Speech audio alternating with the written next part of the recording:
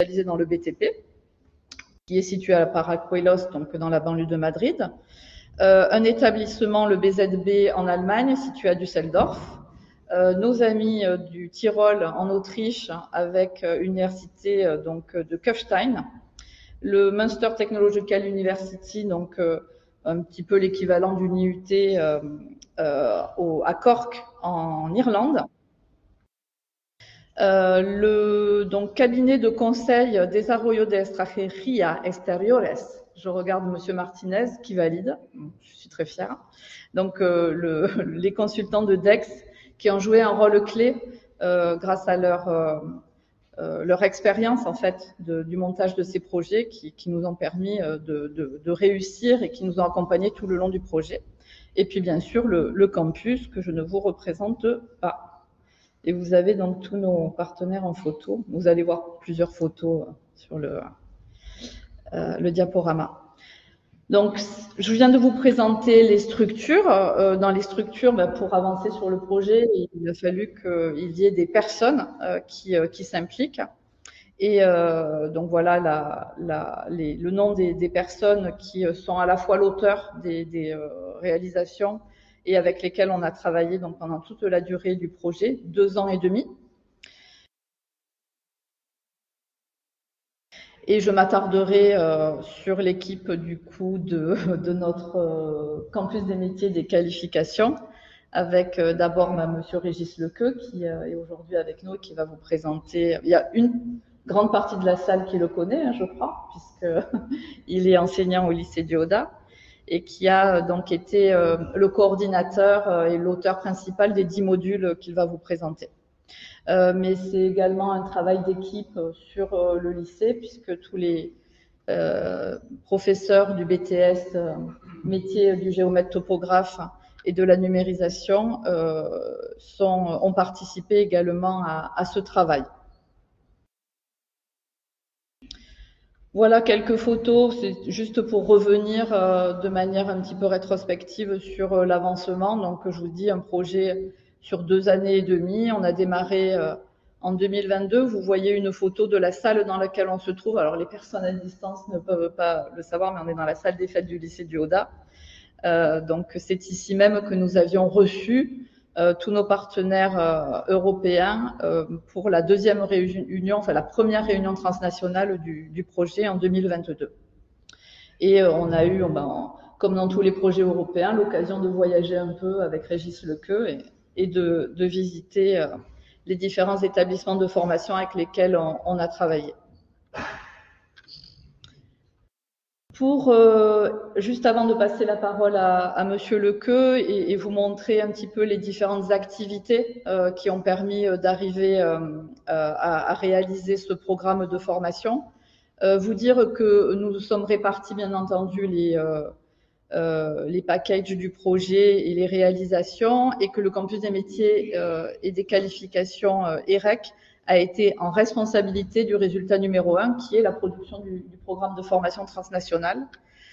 Pour cela, on s'est appuyé sur des enquêtes terrain. Donc, on a interrogé au travers d'un questionnaire les professionnels de notre réseau pour connaître à la fois les usages, les pratiques à ce jour qu'ils avaient de l'usage des drones dans leur pratique professionnelle à ce jour, et également leurs besoins. Et c'est en fonction de ces différents rapports nationaux, puisque chacun a fait le même travail donc dans les 5 pays correspondants, et on a établi un rapport transnational qui est la somme de ces travaux au niveau national. Et c'est sur ces rapports qu'on s'est appuyé pour concevoir le programme.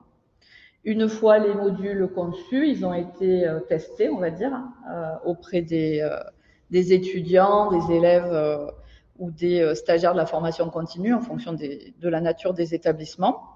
Il y a eu des retours de réalisés par les apprenants dans chacun des pays, et en fonction de ces retours, donc les modules ont été validés et enfin traduits. Les Autrichiens, eux, ont été responsables d'un autre livrable que Régis va vous présenter, qui est le manuel pour les formateurs. Donc, ça a été l'occasion de beaucoup d'échanges et de partage de connaissances, de pratiques et d'expériences entre les différents établissements. Les consultants de DEX ont assuré la gestion du projet et la communication était en responsabilité de la communauté de Madrid. Dans le cadre de cette communication, il y a évidemment la démultiplication, c'est comme ça qu'on l'appelle à la Commission européenne, le partage des travaux qui ont été réalisés dans le cadre de ces projets. Et c'est justement à l'occasion de cet événement multiplicateur, comme ils disent, que nous nous retrouvons aujourd'hui. Voilà, on a été la semaine dernière, pas plus tard que la semaine dernière, à Madrid et on a pu participer à l'événement du CRN à Madrid, qui a, je crois, réuni une centaine de personnes. Donc c'est assez important. Alors je suis pas sûre que le flashcode fonctionne, il est pas très joli à mon écran, donc je pense pas non plus qu'à distance vous puissiez le voir correctement, mais c'est très facile de trouver sur les moteurs de recherche le site web du projet Drone for Vet. Il suffit de taper Drone for Vet. Jusque là c'est assez simple.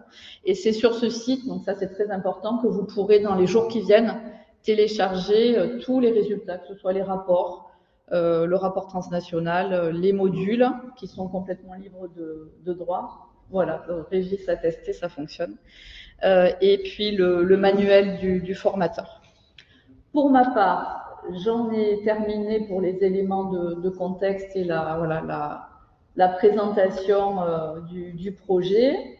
Je crois qu'avant de prendre la parole, Régis Lequeux souhaitait qu'un de ses étudiants viennent nous rejoindre pour faire un petit témoignage, qui est l'heureux élu.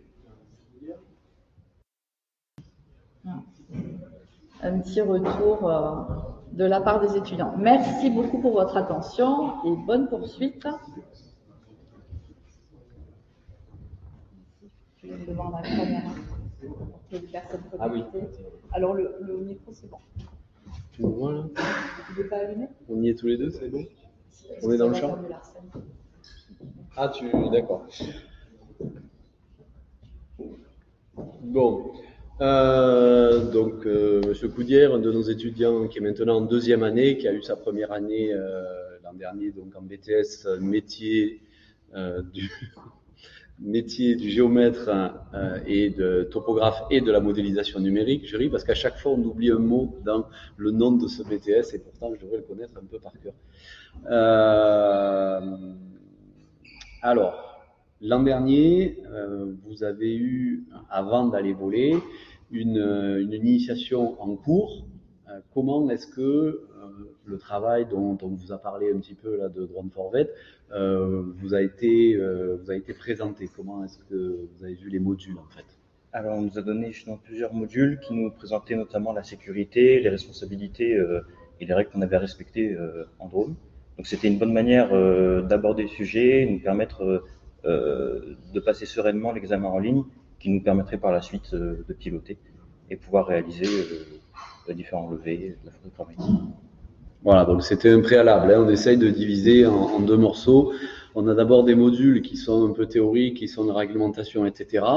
Puis ensuite, avant d'aller dans la cour, on considère, nous, et c'est ce qu'on conseille à tous les autres professeurs dans le handbook, par exemple, le manuel pour les formateurs, de d'abord faire passer l'examen qu'on appelle catégorie ouverte. C'est ce qu'on fait faire à nos étudiants. Et grâce au contenu des modules du début, ils peuvent le passer avec en plus le complément du module de formation en ligne proposé par la DGAC quand même. Voilà. Alors, après ça, donc, quelle a été la seconde étape? Vous êtes allé où? Nous sommes allés dans la cour du lycée pour commencer à piloter, appréhender un peu comment se pilote un drone et par la suite pouvoir réaliser un petit travail d'initiation. Donc, réaliser les plans de la façade du lycée en photogrammétrie.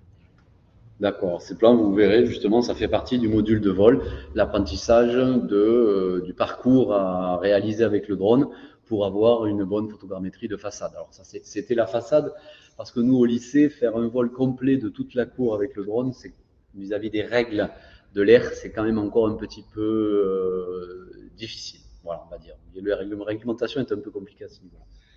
Alors ensuite, donc, le vol. Alors évidemment, je ne vais pas lui poser la question des projets, mais l'an dernier, des étudiants ont utilisé les drones dans le cadre de leur projet de fin d'année. Mais bon, maintenant, ils sont dans le milieu professionnel, donc ils ne sont pas là pour témoigner. Par contre, quand tu as fait ton stage, qu'est-ce qui s'est passé au niveau de l'entreprise que tu me racontais il y a quelques temps? Juste quand je suis arrivé en stage, en fait, l'entreprise a décidé de faire l'acquisition d'un drone. Donc j'ai pas pu en pratiquer, mais ils m'en ont un petit peu parlé. Le but c'est surtout de gagner en rapidité sur des très gros levées, donc très grande surface. Donc c'est un gain de temps et de collectivité. Voilà, donc évidemment, de plus en plus de sociétés, enfin de cabinets de géomètres ou de sociétés qui font de la topographie en tout genre se dotent de drones parce que, évidemment, malgré ce que j'expliquais sur la réglementation, on gagne beaucoup de temps, on a une pression qui est de plus en plus intéressante pour faire après de la cartographie, pour faire des plans et autres, et donc le drone est promis à un grand avenir. Voilà. Merci à toi.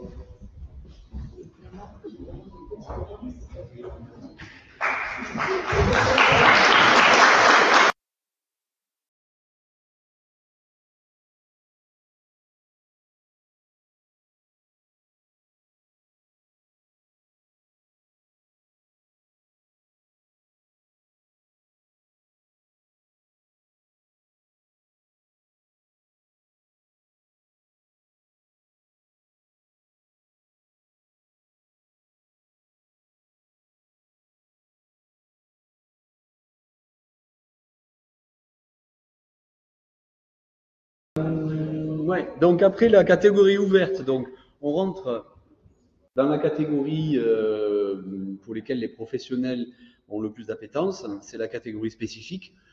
L'intérêt de la catégorie spécifique, en un mot, c'est qu'on peut voler au-dessus du domaine public, ce qui est strictement interdit en catégorie ouverte. D'accord ? Et donc, on y gagne à ce niveau-là. Et on peut aussi, c'est un autre intérêt là pour la cartographie, pour les grands levées, en catégorie STS-02, voler hors de la vue du drone.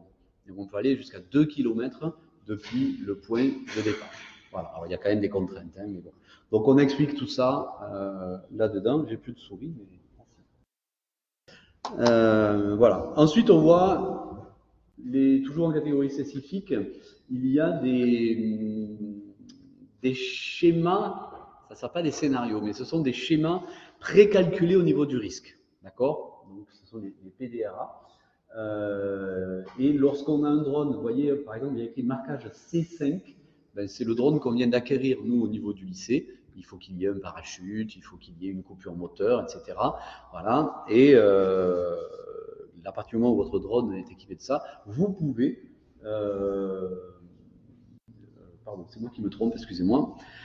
Si vous travaillez en STS-01, pardon, vous êtes obligé d'avoir un C5. Et si vous n'avez pas un C5, vous rentrez dans un PDRA S01. Le seul problème, c'est que ça a l'air simple comme ça. Mais pour rentrer dans ce cadre-là, c'est ce qu'on explique, eh bien, il vous faut respecter un ensemble de règles qui sont quand même plus draconiennes que si votre drone était vraiment C5, c'est-à-dire avec son parachute et sa coupure moteur externe. Pardon, j'ai inversé les deux choses. Voilà, donc vous voyez les autres, vous pouvez lire. Et ça permet quand même de travailler avec une autorisation simple au lieu de faire la démarche que l'on voit par la suite. Attendez, il faut que je revienne en arrière. Voilà, pardon, mais il y a encore un autre paragraphe qui permet, dans la réglementation des drones, là, de travailler carrément sur n'importe quel scénario. Alors, on n'a pas beaucoup détaillé cette partie-là parce qu'elle est très complexe, mais c'est ce qu'on appelle les scénarios SORA, où on va analyser tous les risques pour une mission très précise. Voilà, on avait une expérimentation de transport de médicaments, par exemple, sur Montpellier. 1 an de travail pour la société qui avait monté ce système-là. Bon. Voilà, donc on va quand même assez loin dans la réglementation, et en particulier, l'intérêt, c'est de, une fois ce module 1 effectué, avoir une capacité de décision au niveau du type de vol et des missions qu'on peut effectuer qui soit bien cadrée dans le cadre dans la réglementation. Voilà. Évidemment, ce qui n'a pas été précisé, c'est que tous ces drones sont proposés, tous ces modules sont proposés. Et par exemple, à nos étudiants, eh bien, on ne fait pas tous les détails. Voilà, on voit l'essentiel. Et c'est justement le but de ces modules, c'est ça, c'est qu'on a essayé qu'il y ait tout dedans, de façon à ce que soit les formateurs, soit même les étudiants qui liraient les modules, choisissent un peu les endroits où ils veulent travailler. Le module 2, c'est la planification des vols et le rapport. Alors, on va avoir un ensemble de checklists qui sont proposées, même une fiche de mission, celle qu'on utilise d'ailleurs ici au lycée, hein, un petit peu complétée, pour pouvoir prévoir et faire sa checklist avec un seul document. De quelle façon on déclare des accidents, on crée des journaux de bord, hein, comme tout pilote, eh bien, on va noter tous ces vols. Hein. Alors, les drones les enregistrent, mais c'est quand même bien d'avoir son carnet de vol de façon à montrer son expérience. Surtout en cas d'accident, puisque un pilote expérimenté, on va lui demander plus de prudence qu'un pilote peu expérimenté. Et un pilote peu expérimenté qui va prendre des risques à faire des choses compliquées, un tribunal va être plus à même de le sanctionner, alors qu'un accident, alors qu'un pilote expérimenté a fait tout ce qu'il pouvait pour l'éviter, eh bien, on est dans un cas un petit peu moins défavorable. Et enfin, on en a voulu mettre en avant tous ces réglages, tout ce qu'on pouvait, à partir de ces listes de contrôle, régler sur le contrôleur de vol, hein, la radiocommande. Voilà, donc des procédures, d'accord, l'exemple de formulaire de mission drone. À chaque fois, vous avez une page en exemple du contenu des modules. Voilà.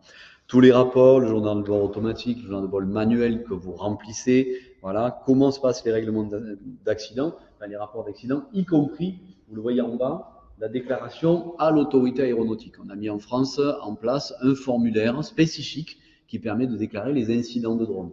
Un incident de drone, c'est pas compliqué, hein. C'est vous étiez en train de faire voler votre drone, il y a un hélicoptère de la sécurité civile qui vient intervenir sur un accident pas loin, et donc il passe très très bas, ça vous perturbe le vol, vous êtes obligé de vous poser en urgence, ben voilà, c'est un incident qu'on va signaler parce que il aurait pu se passer quelque chose.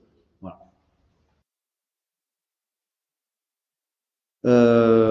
Les réglages donc de la télécommande. Là en exemple, vous avez la page où on parle des niveaux de cellules, des niveaux de charge des cellules des batteries qui doivent très peu être différents. Sinon, eh bien, il faut faire quelque chose et agir au niveau de la batterie. Donc tous les paramètres sont passés en revue et ça permet une référence, quoi. Le troisième module, c'est la dynamique du vol et la maintenance. Dynamique du vol, ça passe par l'aérodynamisme, hein, savoir comment une aile ou une hélice, en tout cas, va permettre la sustentation, hein, grâce aux forces aérodynamiques. Donc, des connaissances essentielles à ce niveau-là. Qu'est-ce qu'on a à l'intérieur d'un drone? Hein, l'électronique, le positionnement, le contrôleur de vol, le contrôleur de batterie, les moteurs, voilà, tout ça, ça est articulé et l'ensemble de ce fonctionnement est détaillé et on comprend un petit peu mieux ce qu'on va. Alors évidemment, on fait pas des cours d'électronique, hein, mais le fonctionnement et pourquoi tel composant va avec tel autre. Qu'est-ce que le contrôleur de vol? Comment il fonctionne? Donc, c'est notre radiocommande. J'ai parlé tout à l'heure des réglages. Après, comment est-ce qu'il communique avec le drone? Comment est-ce que la télémétrie est reportée? La télémétrie, c'est savoir quelle est l'altitude, la vitesse du drone, sa position. Voilà. Pour qu'un drone fonctionne au mieux, ben, c'est comme pour n'importe quel instrument. Il faut qu'il soit entretenu. Donc, on a un ensemble de conseils et de procédures à mettre en place pour assurer l'entretien. Et alors, d'autant plus que là, on est dans le domaine de l'aéronautique, que ça soit un petit drone ou un gros avion, ben, il ne faut pas faire n'importe quoi. Vous avez vu un constructeur que je nommerai pas, américain, qui a un petit peu dérivé au niveau de la sécurité. Résultat, maintenant, il y a quand même des problèmes au niveau de ce constructeur. Si vous voulez pas que votre société qui utilise des drones pour faire des levées puisse suggérer, puisse entraîner une suspicion sur son activité, eh bien, il faut que vos drones marchent toujours bien. Hein, et vous le savez, enfin, vous vous êtes peut-être rendu compte, mais on a besoin de donner confiance aux gens. D'accord? Et on ne pourra bien fonctionner avec des drones de plus en plus sophistiqués qui font de plus en plus de choses que si justement personne ne s'en prend un sur la tête, que si il n'y a pas une voiture qui entre en collision avec un drone ou encore pire un avion. D'accord? Voilà, donc pour ça, tous ces contrôles et autres seront indispensables pour qu'on puisse continuer notre activité. S'il y a autant de réglementations, c'est parce qu'il y a plein de gens qui ont fait n'importe quoi avec des drones. Voilà. Sinon, ça pourrait être beaucoup plus libre. Et bien entendu, ces opérations d'entretien doivent être enregistrées de façon à assurer un suivi, d'une part pour soi-même, mais d'autre part aussi vis-à-vis d'une assurance si jamais il y avait un problème.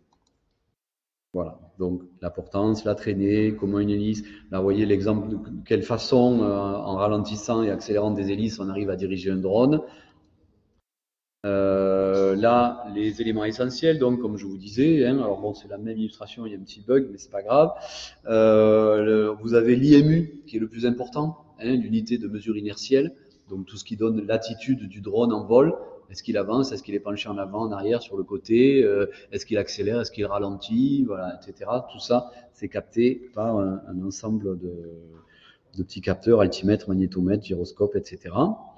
Et on a les détecteurs de proximité, extrêmement importants, puisque lorsqu'on va s'approcher d'un obstacle, ces détecteurs vont empêcher le drone de s'en approcher et donc d'entrer en collision avec lui. Bien sûr, il faut que le drone en soit équipé. Ce n'est pas le cas de nos petits drones ici, donc ce qui fait que des fois, on a des petites collisions avec des murs qui peuvent arriver. Mais bon, on fait attention. Jusqu'ici, il n'y a jamais eu de souci. Tout va bien, comme disait l'autre.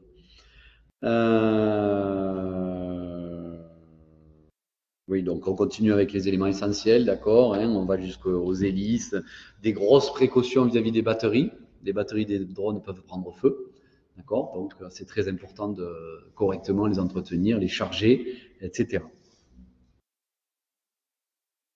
Et enfin, la radiocommande, hein, de quelle façon la transmission se fait. On a des ondes, il faut qu'elles soient compatibles entre elles, il faut savoir un petit peu quelle est leur portée, voilà, on a différents types de radiocommandes qui sont proposés. C'est intéressant pour faire un choix aussi lorsqu'on achète un drone. Sur l'entretien, donc bon, j'en ai déjà assez parlé, hein, on a aussi tout l'ensemble des essais fonctionnels au sol, en vol, hein, qui sont préconisés et qu'on va détailler. Et bien sûr, un exemple de fiche d'entretien, toujours pareil, de manière à ce qu'il y ait quelque chose qui soit utilisable directement. Un peu le but de tous ces modules. Le module 4 est un peu à part. Il concerne les simulateurs de vol. Alors, c'est utile, un simulateur de vol, parce que, évidemment, lorsque les autorisations sont difficiles à obtenir, ben c'est toujours intéressant de commencer à se familiariser avec la vraie télécommande, hein, en plus, hein, on la branche à l'ordinateur, et on peut comprendre comment le drone évolue, on le voit de l'extérieur, on peut même le voir de l'intérieur, enfin vous connaissez les jeux vidéo de simulation de vol, hein, on peut se voir un petit peu dans tous les sens. C'est intéressant parce que il n'y a pas de risque, évidemment. C'est intéressant parce qu'on prend des automatismes de mouvement du drone, et également on peut se rendre compte de ce que la caméra du drone voit, ce qui n'est pas toujours évident quand on apprend à piloter. Ça, c'est un des avantages du simulateur. C'est qu'en voyant ce que voit la caméra, vous apprenez à vous diriger avec les mains, mais en étant dans le drone, comme si vous étiez dans un avion. Sauf que justement, la caméra d'un drone, souvent, elle regarde vers le bas et non pas en face, comme dans un avion, et le champ est beaucoup moins large. Donc cet apprentissage est intéressant avec un simulateur.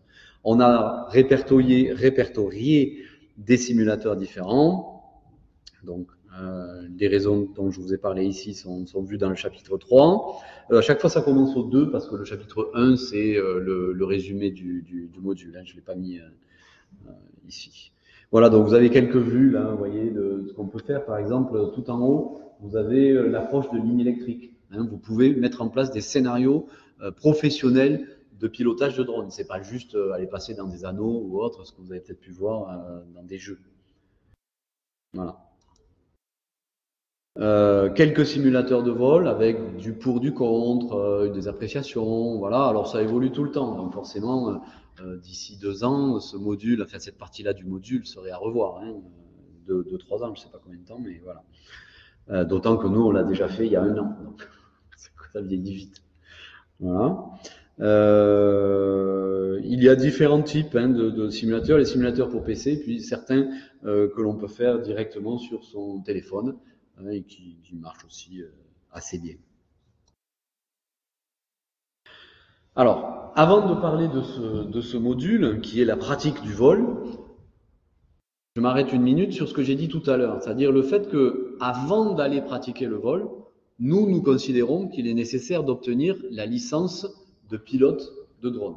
Alors, c'est la licence catégorie ouverte, on dit que c'est la licence catégorie A1, A3, d'accord? Donc, un vol, alors en A1 assez proche des personnes, mais avec des tout petits drones, et en A3 à 150 mètres des personnes et des bâtiments, d'accord? Et en ayant passé ce diplôme, lorsque vous allez amener vos étudiants ou lorsque vous, étudiants, vous allez aller voler, eh bien, vous êtes déjà dans la légalité.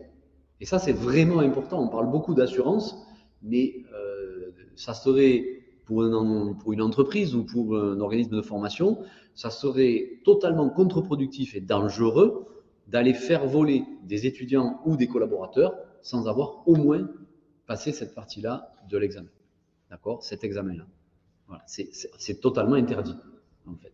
Et les premiers modules dont je vous ai parlé permettent très facilement de passer cet examen qui est léger. Tout le monde l'a eu ici. Il y en a un qui l'a raté. Il l'a raté et qui n'a pas voulu recommencer parce qu'on peut recommencer autant de fois qu'on veut. Évidemment, ils ne vont pas lever la main, mais bon. Voilà. Bon, donc ils l'ont tous eu, n'est-ce pas? Vous l'avez tous eu? Voilà. Bon. De toute façon, on va revoir ça puisqu'on va aller refaire une session de drone en deuxième année un peu plus complète. La première année, c'est une année d'initiation, hein, d'accord, de façon à ce que lorsque les étudiants partent en stage, ils aient vu quand même l'intégralité des techniques. Et en deuxième année, c'est une année d'approfondissement où on va reprendre chaque technique en allant encore un petit peu plus loin, dont le drone, bien sûr. Alors, on a d'abord des précautions générales à prendre. D'accord? On va définir une aire de vol qui est totalement exclusive de toute personne qui ne fait pas partie de la formation. Donc, on donne quelques conseils pour la préparer. Ensuite, va y avoir des exercices de base. On a dessiné à chaque fois sur le côté la position des manettes qui correspondent à l'exercice. Voilà. Donc là, vous voyez, exercice on fait un rond, exercice on monte. Alors évidemment, pour monter avec un drone, il faut à la fois lui dire d'aller en avant et lui dire de monter. Donc on a une action sur les deux manettes. Voilà, donc les deux manettes vont en avant, ça fait une montée en pente. Donc voilà, il y a plusieurs exercices comme ça. Hein, ce que j'appelle le vol comme un avion. Vous savez que les drones peuvent se déplacer sur le côté comme ça, ce que ne peut pas faire un avion. Et voler comme un avion, c'est avoir toujours l'avant du drone dans le sens de la marche. Voilà, donc on essaie de distinguer un petit peu ça, parce qu'on en a besoin en particulier pour la photogrammétrie. Et alors justement, on va complexifier ensuite le vol, donc par exemple avec un exercice en 8 comme ça, voilà, qui est même possible à plusieurs étages. C'est-à-dire que lorsqu'on a des étudiants, on donne des conseils dans le module de manière à étager les drones pour empêcher les collisions entre étudiants. Voilà.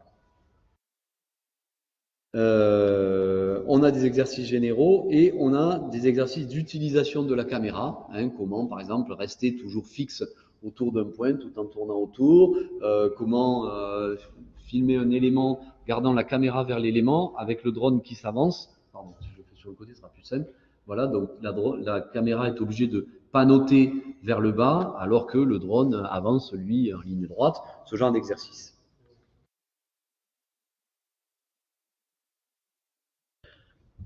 Après, on passe au vol technique. Voilà, vous retrouvez l'exercice dont parlait tout à l'heure M. Poudière. Hein, donc, Raphaël nous a dit, voilà, on est allé devant la façade du lycée et puis on a pratiqué un vol pour la photogrammétrie. Ça a consisté à utiliser ce qui est dans le module, c'est-à-dire faire des allers-retours en montant à chaque fois entre deux lignes droites pour pouvoir prendre des photos, comme c'est montré là-haut. Il y a d'autres illustrations, bien sûr, devant la façade. Donc, ça, c'est possible dans pratiquement tous les établissements scolaires. Il suffit d'avoir une façade un tout petit peu grande, et encore, même un petit bâtiment suffit, hein, le principe étant le même, et puis un recul d'une vingtaine de mètres devant la façade. Voilà, les conseils également qu'on donne. Et ensuite, bien sûr, tous les autres types de vol sont envisagés. Hein, le suivi de structure, l'expertise, la thermographie, le LIDAR, donc qui est du scan laser avec un drone. Voilà. on passe un petit peu par toutes les possibilités d'apprentissage du vol et les nécessités professionnelles.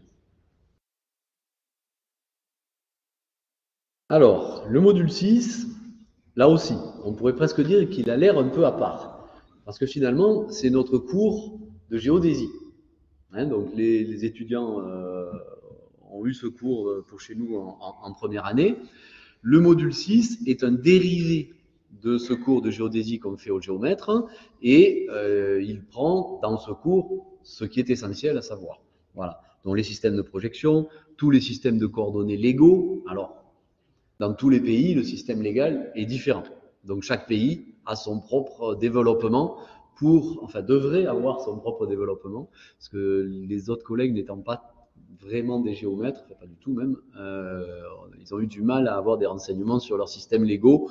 Ils ont laissé ça aux professeurs et on a laissé l'exemple français pour montrer aux autres comment ça marche, quoi, voilà. Les systèmes altimétriques.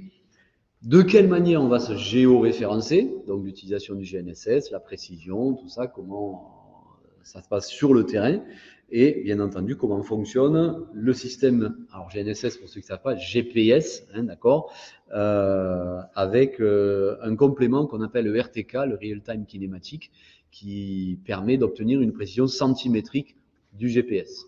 Voilà. Et sans ça, le drone vole très bien. Les photogrammétries sont très bien aussi, mais on perd en précision.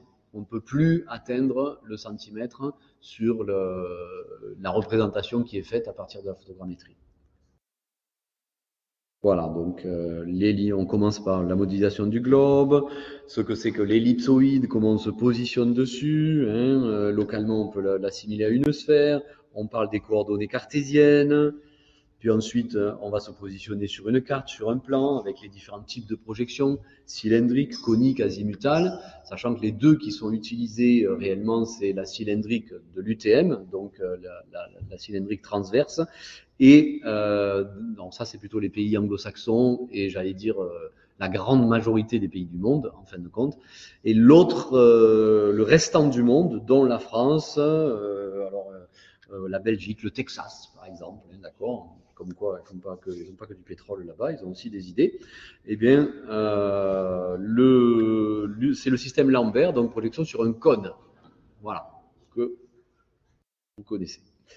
Donc, pour les étudiants géomètres, vous reconnaissez un petit peu vos petits hein, sur le système RGF 93, l'altération linéaire, etc. Et alors, ce qui est important là-dedans, finalement, c'est deux choses pour le drone. D'une part, il faut savoir ce que c'est que la géolocalisation. Ensuite, lorsqu'on va faire un lever de drone, il va falloir le positionner sur le terrain. Et il faut savoir aussi que chaque fois que vous allez mesurer une distance sur un lever de drone, eh bien, ce n'est pas la même distance que vous allez avoir sur votre plan, lorsqu'il est projeté, parce que, à cause de la projection, il y a une déformation des distances. Voilà. Et donc, ce côté-là doit être expliqué aux pilotes de drone. Ils ne peuvent pas directement dessiner quelque chose qui soit parfaitement réaliste sans tenir compte de l'altération des distances. Voilà. Et ça fait partie, vous le savez, hein, les étudiants, je m'adresse surtout aux étudiants là, ça fait partie des petites choses un tout petit peu compliquées des fois à comprendre quand on passe d'un lever de terrain à un plan ou le contraire. On voit également ce que sont les repères géodésiques hein, qu'on peut trouver un peu partout dans les pays et qui servent de référence. Ensuite, il y a l'altitude.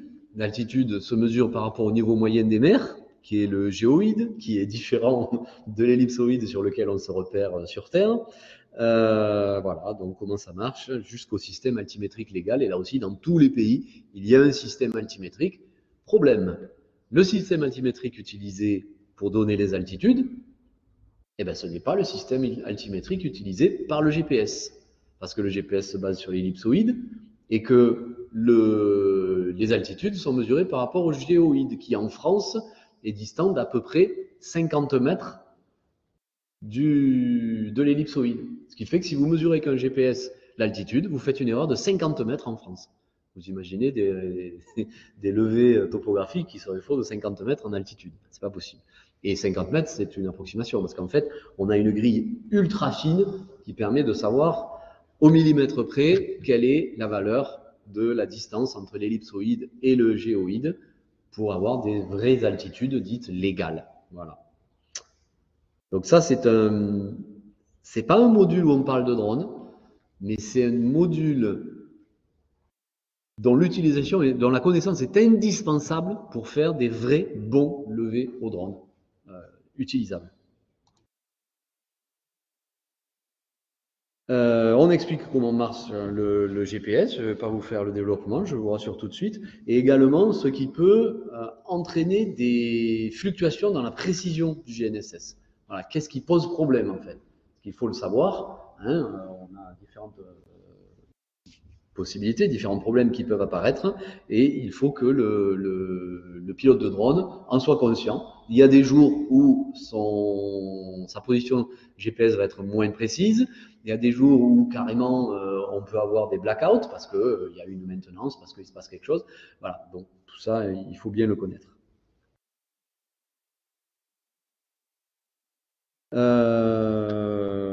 Oui, donc il y a un développement particulier sur le RTK, hein, le système qui permet justement, alors qu'un GPS classique, je montre un téléphone portable, mais ce que vous avez vous dans vos téléphones ou vos voitures, vous êtes à une précision de entre 5 et 10 mètres. C'est inacceptable pour faire de la topographie et du drone. Donc on ajoute un module qui permet de se positionner au centimètre près, moyennant un abonnement. Voilà, ce sont des corrections qui sont apportées, qu'on appelle RTK. Et ça aussi, beaucoup de pilotes de drone ne sont pas vraiment conscients de ce que c'est que cet apport de du RTK. Okay, on leur vend le module, on leur dit, vous allez voir, votre GPS, il sera vachement mieux. Mais qu'est-ce que c'est au juste avec les modules, avec ce module, donc on peut arriver à le comprendre plus facilement. Et enfin, pour pouvoir traiter correctement les nuages de pointe ou le lever que vous avez fait, eh bien, on utilise des cibles que l'on positionne sur le terrain et que l'on va lever, mesurer, hein, pour parler plus simplement, avec un GPS terrestre, de façon à avoir leur position exacte. Et donc de relocaliser et de donner des dimensions correctes à notre plan et à notre levée photogrammétrique ou LIDAR, ou bon, dans une moindre mesure thermographique. Voilà, alors justement, la photogrammétrie, donc là aussi, un module qui est assez directement, issu de nos cours ici en BTS Géomètre, avec quelques ajouts, puisque ça va un petit peu plus loin que le cours en réalité qu'on fait ici, sachant qu'on n'a pas toujours le temps d'aller au fond des détails, hein, mais là ça y va. D'abord, ce que c'est que la photogrammétrie, quelles sont les méthodes pour obtenir de bonnes prises de vue photogrammétriques, comment ça marche, et ensuite, totalement détaillé, tout le traitement jusqu'au livrage, au livrable, pardon, jusqu'au plan donc qu'on peut faire à partir de la photogrammétrie. Donc là, vous avez voilà le début. Hein. Les prises de vue, pour ceux qui étaient là avant, ben, vous reconnaissez, c'est difficile à reconnaître, mais bon, c'est les maisons que je faisais tourner au début en vidéo, là, en 3D, pas loin de Perpignan. Donc comment on va du mieux possible faire le lever photogrammétrique. Ensuite, comment va se passer le traitement?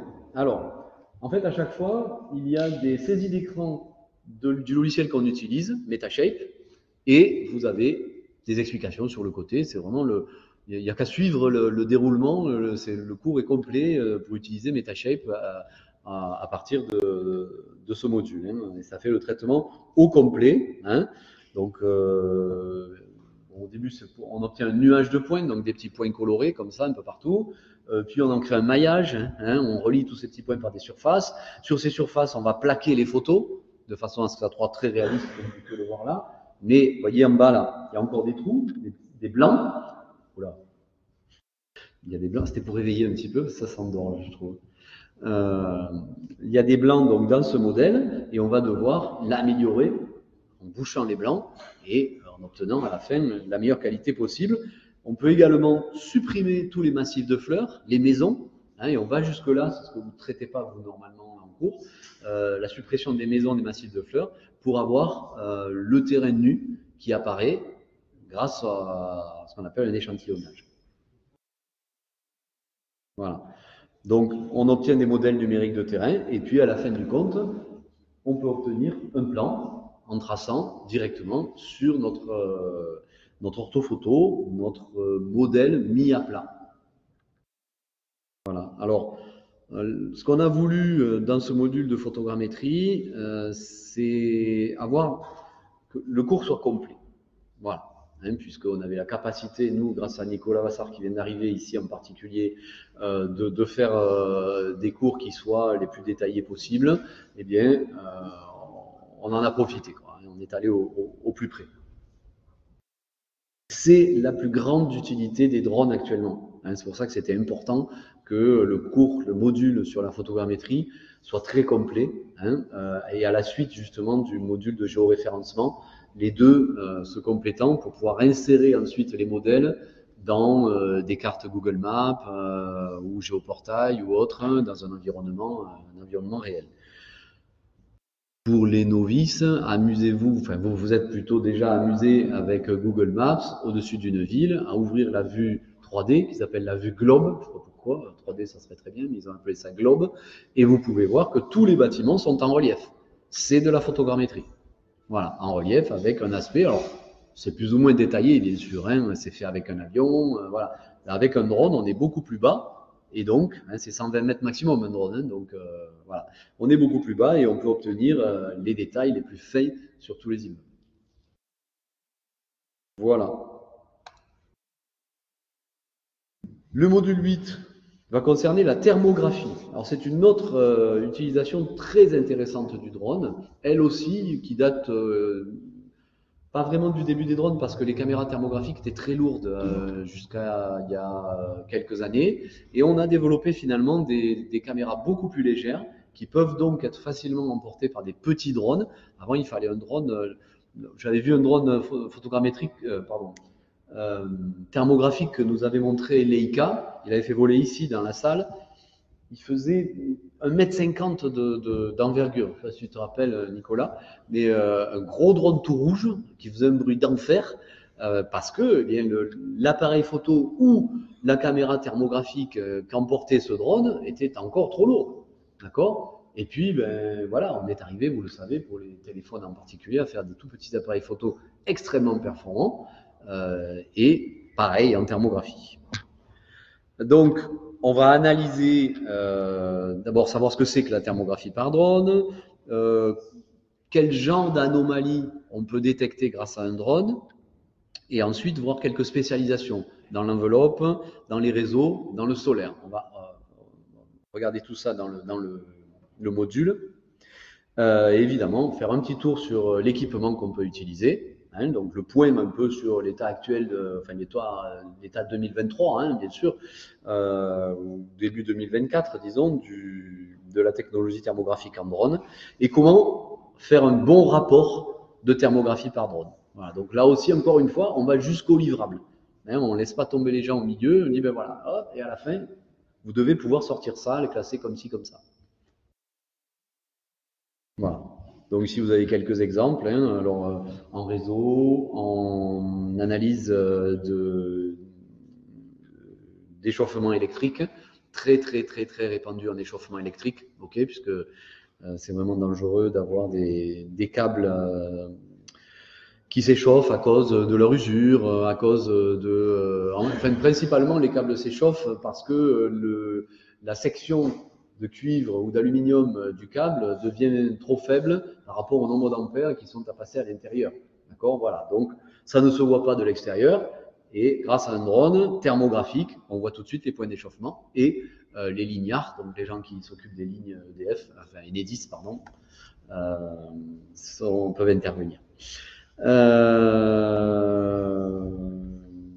Tout ce qui est humidité dans les toits plats, d'accord ? Alors là, pardon, j'avais dit, je me suis trompé, ça c'est l'humidité sur les toits plats, c'est pareil, ça ne se voit pas, ça a l'air sec, Mais s'il y a en dessous de l'étanchéité un problème, comme par exemple au bâtiment B, où le 3e étage fuit, hein, n'est-ce pas?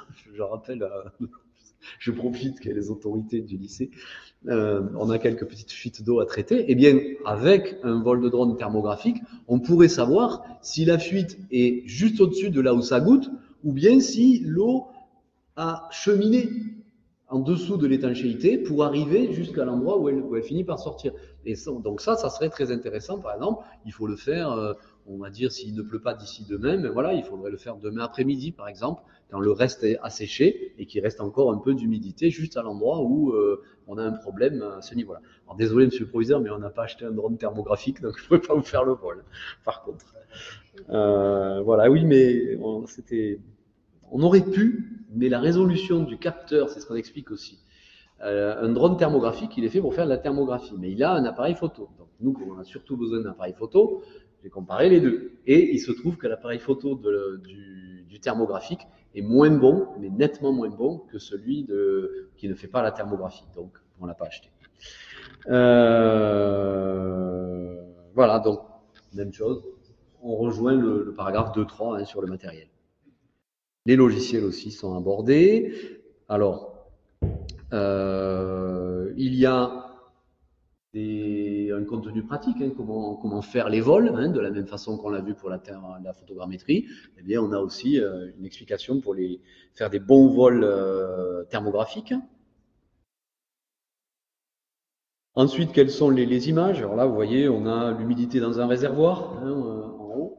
On a un état de fonctionnement de panneaux solaires. Donc là où il y a des parties très claires, ce sont des cellules qui s'échauffent et qui ne donnent plus leur maximum. Ou bien les petits points là, ici, ce sont des micro-onduleurs qui sont en train de fatiguer. Hein, il va bientôt falloir les changer.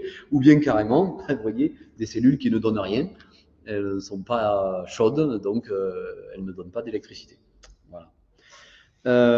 Et ensuite, donc, comment faire les rapports? L'annexe A, c'est l'exemple d'un rapport fini, complet, qui vous est montré. Le LIDAR, maintenant. Donc là, on aborde une technologie qui, elle aussi, n'a pu se développer à grande échelle, on va dire, que parce que les scanners laser 3D ont diminué de volume et de prix aussi, mais surtout de volume et de poids. Et donc, le LIDAR, ça consiste à faire voler un scanner laser grâce à un drone.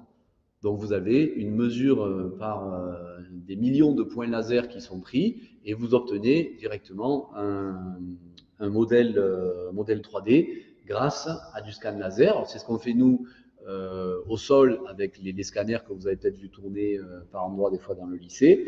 Par drone, donc, on a détaillé dans ce module tout ce que c'est d'abord, en quoi ça consiste le LIDAR, de quelle façon, quelles précautions on doit prendre, un peu toujours le même déroulement hein, finalement. Hein, ensuite, comment obtenir un bon modèle 3D avec le levé, et ensuite les différentes applications qui peuvent se prêter à l'utilisation d'un drone LIDAR.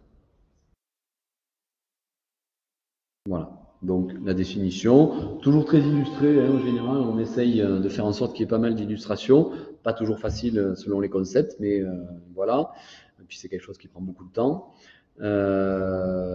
Quels sont le type de données qui vont être enregistrées? Et donc au niveau des applications, voilà, alors il y a deux utilités très intéressantes et particulières du LIDAR, c'est la pénétration des couverts végétaux. Hein, selon comment on va diriger le drone. Alors, au-dessus d'une forêt dense, on n'en aura pas plus qu'en photogrammétrie. Mais quand on a un couvert végétal pas trop dense, le laser, comme c'est juste un pinceau, peut passer à travers les arbres et donc capter le sol en suffisamment d'endroits pour qu'un logiciel, on pourrait maintenant qualifier d'intelligence artificielle, tellement c'est à la mode le mot, hein, mais finalement c'est un logiciel très bien programmé, puisse détecter qu'est-ce qui correspond aux arbres et qu'est-ce qui correspond au sol. Supprimer les arbres, un peu comme je l'ai expliqué tout à l'heure sur la photogrammétrie, on supprime les constructions, d'accord, et réobtenir uniquement le sol.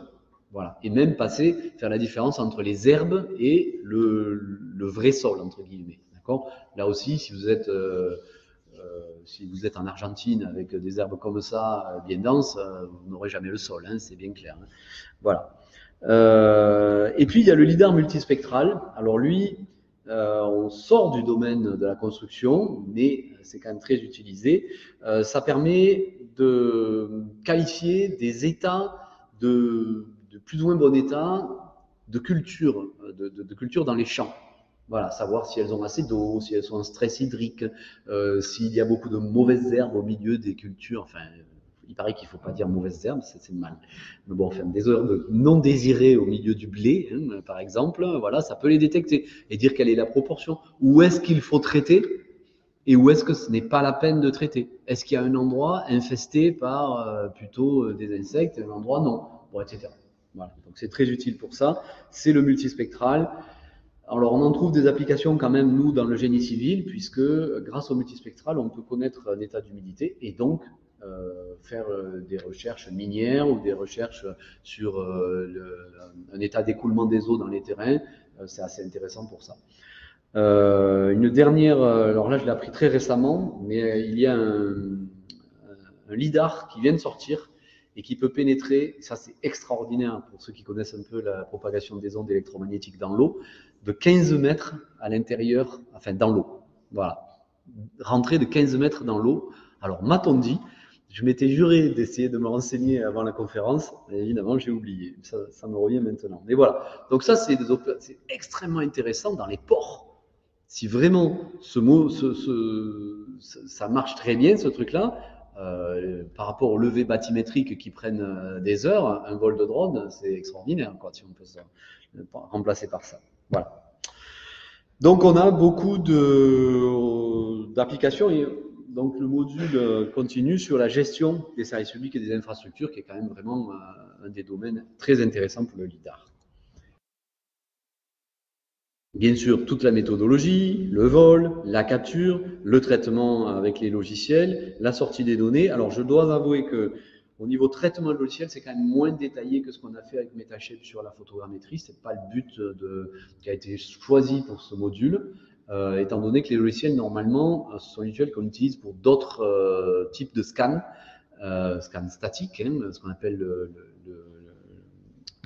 le TLS, Terrestrial Laser Scan, qui sont connus normalement de tous les acteurs. C'est le logiciel SEN, par exemple, que vous utilisez. On peut faire la même chose avec un relevé, utiliser le même logiciel avec un levé LIDAR.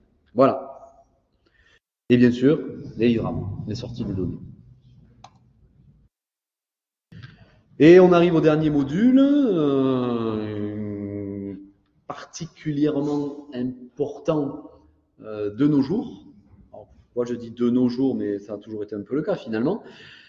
Dans ce module, on va donner quelques conseils pour faire de très bonnes prises de vue en vue de l'expertise des bâtiments, c'est-à-dire se rapprocher d'un endroit. Vous voyez, par exemple, là où il y a une tâche, ça peut être intéressant d'envoyer un drone pour aller la voir de plus près, au lieu de monter tout un échafaudage, une échelle sécurisée. Surtout que vous savez que maintenant, on peut plus se contenter d'appuyer une échelle contre un mur pour faire monter un employé. Il faut tout un système sécurisé. Voilà, donc c'est un peu compliqué. Hop, un petit vol de drone et on peut avoir la réponse, même en intérieur, je parle.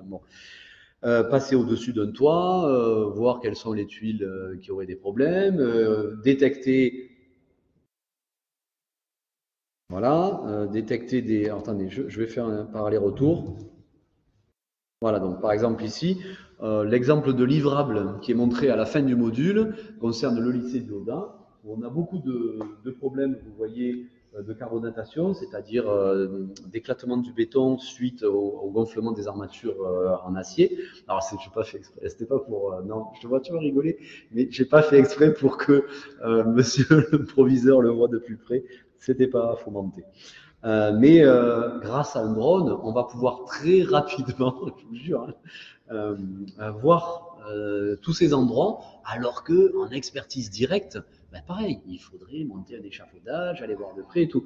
Ça n'empêchera pas qu'à un moment, attendez, j'ai pas dit que ça remplaçait tout, qu'à un moment, il va peut-être falloir qu'un expert aille faire un prélèvement, aille voir vraiment de plus près lui-même Mais si on présente les choses comme on le préconise, nous, ici, dans l'exemple de livrable, eh bien, l'expert sera aidé dans son intervention. Voilà, il va voir déjà les photos, il n'aura pas perdu de temps à venir sur place, on lui envoie un set de photos et il va dire, ben tiens, oui, effectivement, là, quand même, là, il y a un problème. Bon, ça, c'est pas grave, non, ça, c'est facile à réparer. Voilà, mais là, je vois qu'il y a un peu la même chose ailleurs, donc on a un problème plus global. Je vais me rendre sur place, je vais voir à tel endroit, à un ou deux endroits, sur tous ceux que vous m'avez montrés, et comme ça, on va identifier et on pourra faire des préconisations de réparation, d'entretien. Voilà. Je vais juste revenir en arrière, pardon. Mais le module, donc, va comprendre des conseils de photographie. Donc là, par exemple, tout simplement, ça vous est à tous arrivé. Vous avez voulu prendre une photo en l'air de la Tour Eiffel et vous avez pris quoi? Eh bien, un gros bâton tout noir et par contre, un tout joli ciel bien bleu. Et voilà, vous avez une exposition de la photo qui correspond à la luminosité du ciel et non pas à la luminosité de la Tour Eiffel. Bon, alors, pour éviter ça, voilà, on donne les conseils, par exemple, pour ça. Pareil, pour avoir de la netteté, avoir des couleurs fidèles. Donc, c'est ce qu'on appelle la balance des blancs, etc. Et puis, bien entendu, avant, comment marche un peu une caméra, un appareil photo. Voilà. Et ensuite, on va préparer le vol. Qu'est-ce qu'on va prendre en photo? Toujours prendre une photo large pour pouvoir ensuite montrer, ben voilà, donc, sur le global de cette construction, là, c'est à cet endroit qu'on est allé faire le premier set de photos. Et c'est ce que vous aviez vu sur la précédente. Et ensuite, donc, présenter, comme je vous l'ai dit, le livrable papier pour du mieux possible avec, toujours, vous voyez, vous le faites en PDF ou en Word, vous l'envoyez à votre client et en lien, il peut cliquer et avoir les photos au format natif, donc avec le plus de détails possible. Voilà. Mais il a un document qu'il peut d'ailleurs montrer à son client en disant, bah oui, effectivement, d'après ce que m'a envoyé le droniste, eh bien, oui, il y a du travail à faire chez vous, ou bien au contraire, bah, non, finalement, regardez, d'après ce que j'ai vu, c'est pas très grave, ça peut encore tenir quelques années, merci, au revoir. On ne dira jamais ça, parce qu'il veut gagner de l'argent, mais enfin, bon, on peut toujours espérer. Voilà. Donc j'espère que ça n'a pas été trop exhaustif, ça a été exhaustif, mais pas trop fatigant pour vous. Les 10 modules, il y a eu un gros boulot de fait sur la didactique, sur les explications, sur la présentation, sur aussi la concision des explications, hein, pas trop s'étendre parce que les gens ne vont pas le lire sinon. Voilà.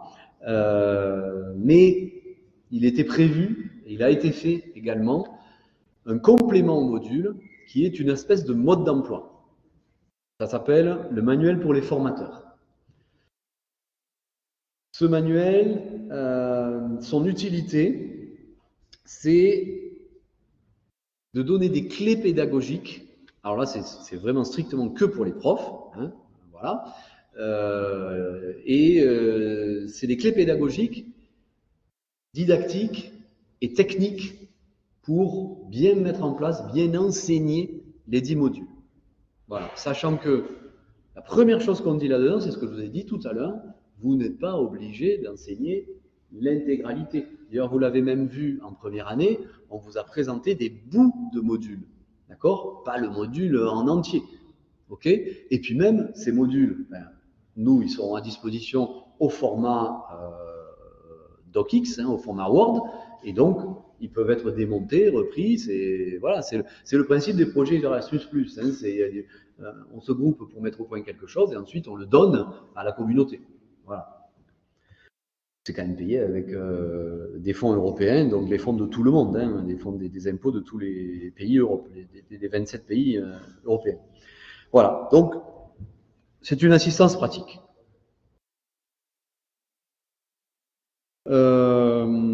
Voilà, alors par exemple, on va montrer comment introduire des études de cas. Alors, je ne vais pas vous faire la complète, mais vous avez voilà, comment planifier les cours, combien de temps ça va prendre, chaque module. C'est le temps que nous, on a inventé. Par exemple, pour le module géolocalisation, il faut compter entre 4 et 6 heures. Mais si vous avez 2 heures pour le faire, Il suffit de découper dedans, selon les conseils qu'on m'a donnés ici, et puis vous aurez dit l'essentiel, le plus important, pour que chacun comprenne ce que c'est que la géolocalisation. D'accord? Voilà. On a l'environnement d'apprentissage. Alors ça peut être des conseils sur comment disposer la salle de classe, quel matériel indispensable doit être acquis pour pouvoir enseigner les modules, et aussi quelques conseils sur le drone à acheter. Voilà, nous par exemple ici, on vous l'expliquait au début, on a fait le choix d'avoir des tout petits drones qui posent pas de problème de sécurité. Voilà, ils tombent sur la tête de quelqu'un, voilà, il n'y a rien de grave. Il ne peut pas avoir une énergie suffisante pour créer des blessures. Voilà. Donc c'est simple à utiliser. On a d'autres lycées qui ont fait le choix d'acheter des drones beaucoup plus gros. Nos partenaires irlandais, ils ont carrément dès le début acheté le plus gros drone, enfin du moins l'un des plus gros drones qui se vend actuellement. Et quand on s'est rencontrés, je lui dis mais je lui ai expliqué notre choix. Il dit ben oui, tu as raison, parce que nous pour l'instant on a tellement peur de le faire voler que ça fait 6 mois qu'on l'a et on n'y a pas touché. Voilà. Bon, et donc là maintenant ils ont acheté les petits drones. Bon, les différentes méthodes d'enseignement, vous avez lu, je pense, pendant que je parlais les choses, donc on va lire à chaque fois, illustration. Là, vous voyez, par exemple, pour le module géolocalisation, on montre un petit exemple d'utilisation d'une appli GPS Status que l'on trouve gratuitement sur les smartphones et qui permet de voir tous les satellites GPS, la précision obtenue, l'altitude avec correction éventuellement au géoïde, on peut voir tout ça. Une petite appli toute simple, bon, qui peut être utilisée pédagogiquement par exemple. Voilà, des petits conseils comme ça. La communication, la collaboration entre professeurs. Bon, là, on a matériel et logiciel, justement, je l'avais dit un peu en avance. Et comment, pour un enseignement efficace, on va avoir une évaluation et un retour d'expérience de la part des étudiants. Donc ça, c'est des conseils. C'est plus de la didactique générale, bien sûr, mais enfin, c'est pas inutile de le rappeler. Voilà, voilà. Écoutez, j'espère que grâce à ça, vous aurez un petit peu vu l'essentiel de notre travail. Ça a été très intéressant de travailler avec des partenaires européens. Moi, je vous invite, autant que vous en avez la possibilité, de vous intéresser aux autres pays européens, ou même du monde, de toute façon. Mais il y a beaucoup de programmes d'échange pour continuer des études, par exemple. Et pas que dans les drones, bien entendu. Et je pense que vous avez tout intérêt, tous autant que vous êtes ici étudiants et même professionnels, à vous ouvrir à l'international parce que c'est une bonne confrontation d'idées. Je trouve que c'est très intéressant pour ça. Voilà, je voulais remercier les autorités du lycée, Valérie, de nous avoir permis de participer, d'avoir trouvé d'abord le projet, parce que ça c'est du boulot, de nous avoir permis de l'accepter, de nous avoir fait accepter dans ce projet, de permis d'y travailler. Merci à tout le monde, merci à mes collègues qui ont travaillé avec moi pour la mise au point des modules. Merci un peu aux étudiants aussi qui ont eu la patience de supporter les moments où les modules n'étaient pas finis et où vite on leur donnait un truc qui n'était pas tout à fait fait, mais voilà, alors pas vous, mais ceux d'avant. En tout cas, voilà, c'est une belle expérience et on est même prêt à recommencer. Voilà.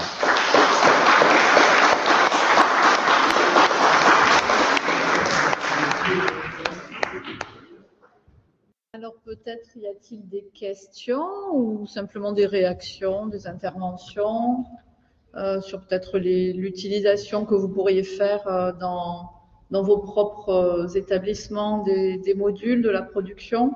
Est-ce que ça donne des idées de développement, d'insertion de ces nouvelles compétences dans les programmes, dans les TP? Alors, je ne sais pas s'il y a des questions à distance. Alors, déjà, il y a une réaction de la part d'un étudiant. On va te faire passer un micro. Tu es tellement à l'aise avec un micro, on s'en lasse pas. Je me demandais si ce programme est aussi destiné aux professionnels, parce qu'il y a des professionnels qui se mettent au drone, donc qui ne sont pas forcément formés, parce qu'à l'époque, ils ont fait leur formation. Oui, ça permet de recontextualiser le projet. En fait, effectivement, dans le projet, il y a également des organismes de formation continue qui ont travaillé avec nous. Donc, en fait, il est tout public. Monsieur Lequeux l'a rappelé, c'est pas un bloc, ce sont des modules, et dans les modules, il y a des parties de modules qui peuvent être exploitées ou pas, adaptées. C'est en tout cas dans cet esprit que ça a été produit. Oui, on a totalement pensé aux professionnels d'hommes, parce que d'abord on leur a demandé leur avis avant de faire les drones, de quoi ils avaient besoin, qu'est-ce qui les intéressait, voilà. Et le but c'est aussi qu'en entreprise, les modules puissent être utilisés. Alors, la plupart du temps, bien sûr, les pilotes sont formés à l'extérieur, parce qu'une école de pilotage qui leur permet de passer des diplômes, comme on a nous-mêmes été, les professeurs ici, d'accord, pour passer le diplôme européen dernièrement. Et les professionnels peuvent l'utiliser. On a suggéré qu'ils puissent utiliser les modules, soit pour progresser par rapport à des tâches qui sont souvent très très courts. Ça peut se faire en 3-4 jours, donc c'est quand même un peu rapide. Donc avoir l'occasion de réviser et puis de progresser ensuite, parce qu'on ne fait pas du drone tous les jours non plus pour l'instant. Pour l'instant, dans les cabinets de géomètres. Et donc, la prochaine fois qu'on va voler, on peut toujours se référer à tout ça pour se remémorer quoi faire, quel but et quelles précautions à prendre. Je crois que parmi vous, qui est-ce qui fait du drone là? Vous ne faites pas du drone, mais vous m'aviez dit une société, un cabinet qui utilise des drones. Vous pouvez témoigner de ce que vous faites?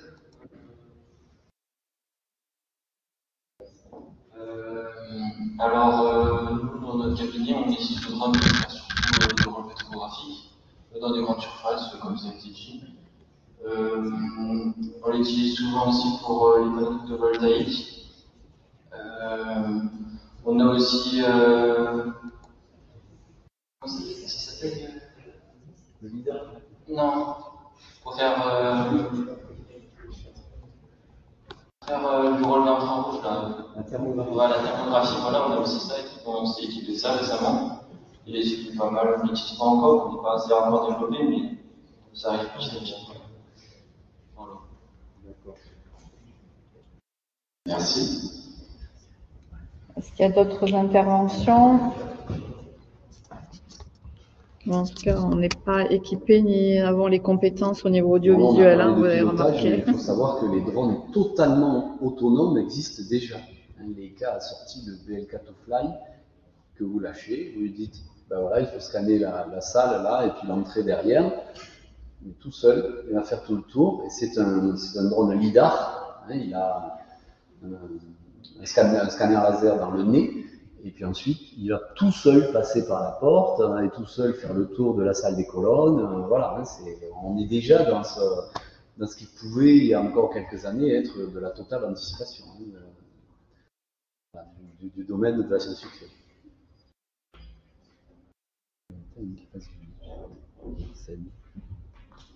D'autres interventions en ligne? Il n'y a pas de questions en ligne, Anaïs? Ah, en train d'écrire, donc on va patienter un petit peu.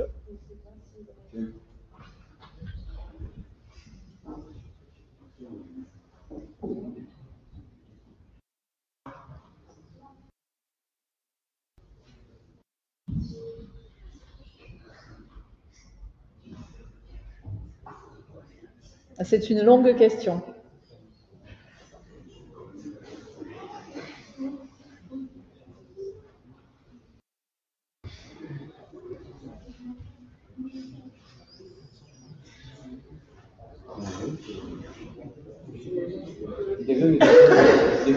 C'est Monsieur Lopez, du Greta CFA Gare Lozère.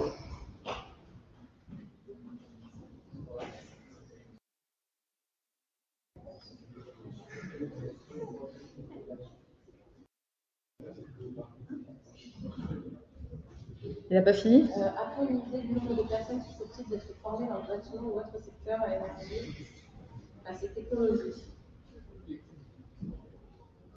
Le nombre de personnes susceptibles d'être formées? En fait, le projet s'adresse en fait à tout le secteur de la construction. Il n'est pas. C'est vrai qu'on a beaucoup parlé aujourd'hui parce qu'on a la présence dans la salle de nos BTS géomètres topographes qui vont être, on va dire, de gros utilisateurs de ces outils-là. Mais c'est pas exclusif. Donc en fait, c'est assez difficile de répondre à cette question puisque l'usage des drones en tant qu'outil peut s'adresser à énormément, enfin, répondre à énormément de champs dans le domaine de la construction du BTP. Il complète, c'est ça, non? Oui, donc c'est vrai qu'on s'est axé là-dessus, mais par exemple, pour ce qui est de l'expertise, en pleine construction, vous avez des doutes sur un endroit où le béton pourrait ne pas être mis en œuvre comme il faudrait envoyer quelqu'un pour vérifier, la maîtrise d'œuvre a besoin vite d'une réponse, bon ben voilà, un vol de drone et on a un état qui peut être fait du problème, d'accord. Pareil en thermographie, vous venez de faire la rénovation thermique d'un bâtiment, alors déjà avant de faire la rénovation thermique, un vol de drone pour voir en thermographie où sont les principales déperditions. Bon, en général, on le sait à l'avance, donc on n'a pas trop besoin d'un vol de drone, mais une fois que c'est fait, on peut vérifier des malfaçons. Voilà, où est-ce qu'il y a un endroit où ça s'est abîmé, et sur tout le bâti ancien, les architectes ont besoin de levées de bâtiments, ont besoin des plans du modèle du bâtiment, et le drone est particulièrement adapté à ça pour faire rapidement le modèle, d'accord, et pouvoir prévoir des extensions, des modifications, du réemploi d'espace, du réaménagement. Voilà, avant il fallait tout mesurer un par un, et maintenant on peut faire ça plus globalement. Voilà. Je crois que vous avez donné quelques exemples tout à l'heure aussi d'utilisation dans le domaine des énergies renouvelables pour la supervision des parcs. Oui, sont utilisés pour la supervision des éoliennes, et avec le développement de l'éolien en mer, offshore, l'utilisation d'outils de ce type qui permettent d'éviter aux équipes de se rendre sur site va prendre de plus en plus d'importance. Oui. Donc c'est vrai que c'est un programme qui est aussi adaptable à d'autres secteurs d'activité. Il faut le voir en tant que tel. On a une autre question. Oui. Oui. Complètement. Oui, c'est ce que on doit réinsister sur le fait qu'ils pourront être téléchargés sur le site qu'on a indiqué tout à l'heure, le site web Drone for Vet, libre de droit dans les jours qui viennent. C'est une question maintenant on finalise voilà les dernières petites coquilles. C'est une question de jours. Alors, ils seront disponibles, puisque vous vous intéressez aux langues étrangères, Monsieur Dumas.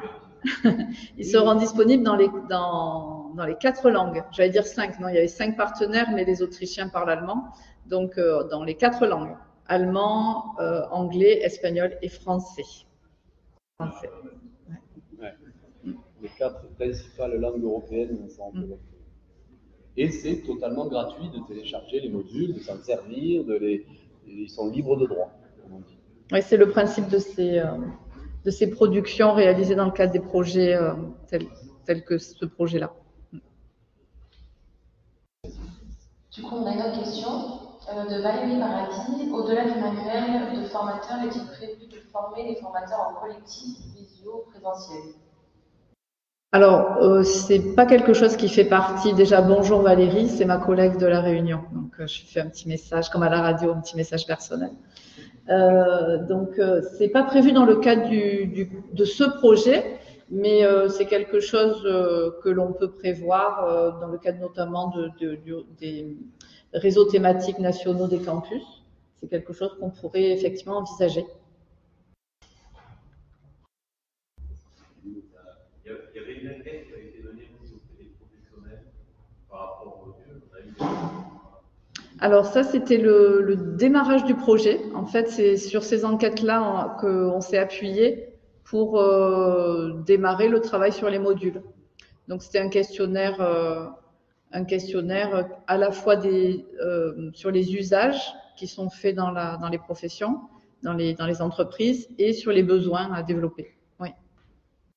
Et il y a eu un bon niveau de retour. Il a fallu relancer. Mais... Ouais, ça a été fait dans chaque pays. En fait, les professionnels de la construction dans tous les pays, enfin les 5 pays en tout cas impliqués, ont reçu un questionnaire, le même, et on a pu ensuite analyser les retours, et à partir de là, on a créé les compétences à développer dans les modules.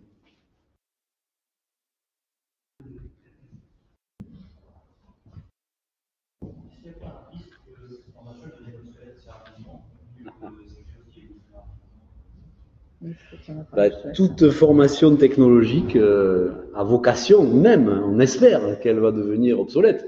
Ça veut dire que la technologie s'améliore, ça veut dire que le vol est plus simple, par exemple, ça veut dire que le traitement photogrammétrique, par exemple, peut-être qu'on dira juste, à partir de ces photos, détermine-moi un profil de terrain, enlève les arbres, enlève les maisons, et ça va être automatique. On va peut-être plus avoir, et je suis sûr qu'on n'aura plus d'intervention manuelle. On va regarder exactement comme on le dit maintenant une IA, crée-moi une image sur laquelle on voit des travailleurs en train de récupérer de l'acier en fusion d'une aciérie, et à côté tu me mets des dieux grecs. Bon ben voilà, il va faire ça l'IA. Ben, si vous dites à l'IA bientôt fais décoller ce drone au-dessus de telle parcelle et sors-moi le modèle 3D, si tout est intégré, ça va se faire tout seul. Mais c'est vraiment l'avenir là quand même.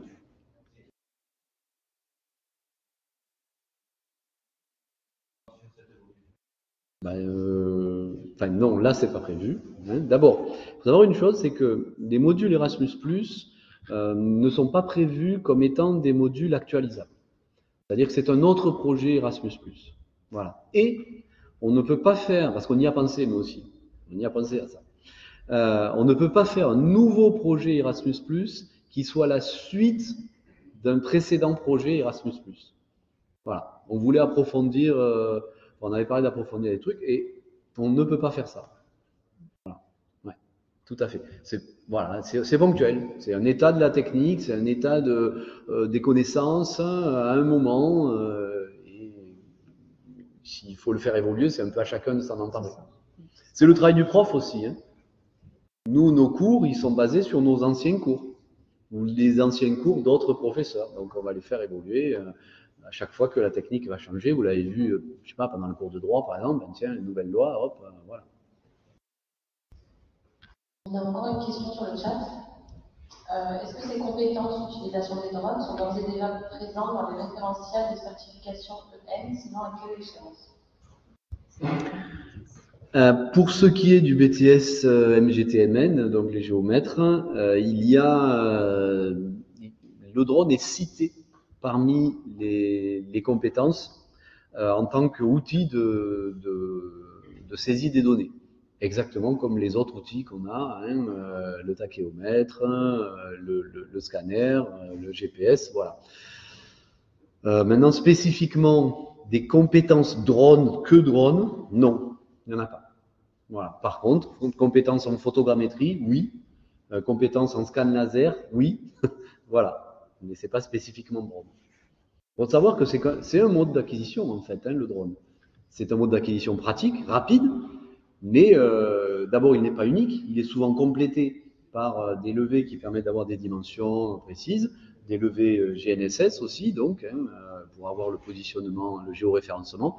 Donc, il n'est pas traité en tant que tel. Alors, les autres référentiels, je connais pas très bien celui du BTS bâtiment, par exemple, comprend maintenant un peu plus de topographie. Et donc, le drone est cité, là encore, parmi les possibilités et également dans les travaux publics. Voilà. Je ne sais pas pour l'IUT, par contre, si vous avez... je sais que vous faites une démonstration, mais ouais, vous n'avez pas la compétence, voilà, n'avance pas pour l'instant. Ça viendra. Forcément. Oui, il y a une actualisation qui est en cours. Voilà. D'accord. Les gens qui écrivent.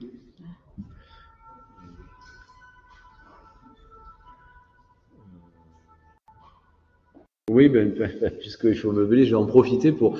Le partenariat européen, c'est très intéressant, mais il faut que tout le monde s'implique.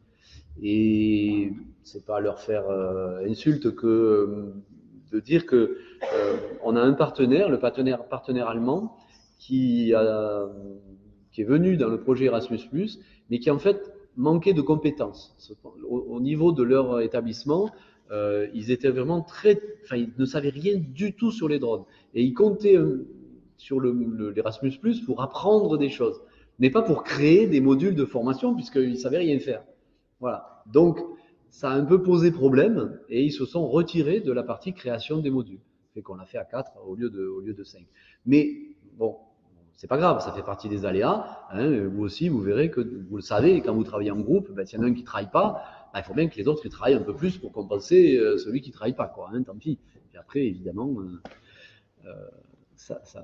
dans le travail d'équipe, il faut toujours, comment dire, faire avec les aléas de la participation de chacun. Voilà. Ou de sa plus ou moins grande compétence dans certains domaines, voilà. Complémentarité avec d'autres. Voilà, voilà. On a une question ou tu clôtures? Pour ma part, je vous remercie. Ben oui, on remercie nous aussi Régis Lequeux et pour le travail et pour la coordination des modules et pour sa présentation très complète d'aujourd'hui. Merci beaucoup, Régis. C'était un plaisir de travailler sur ce projet avec toi. Voilà. Et puis, donc, s'il n'y a pas d'autres interventions, on va remercier l'ensemble des personnes, à la fois les personnes à distanciel. Donc, au nom de tous, je présente nos excuses pour le peu de compétences audiovisuelles que nous avons. Hein. On n'est ni équipés ni compétents pour faire une belle réalisation comme les professionnels. J'espère que ça a été quand même pour vous à distance. Désolée pour le petit problème technique qu'on a eu aussi avec la coupure. Merci de votre attention à tous, de votre participation. Et on compte bien vous retrouver très vite, et les membres du campus, et nos partenaires, et nos collègues des autres académies, pour poursuivre nos projets fédérateurs dans le cadre des campus. Merci beaucoup et bonne fin d'après-midi. Au revoir.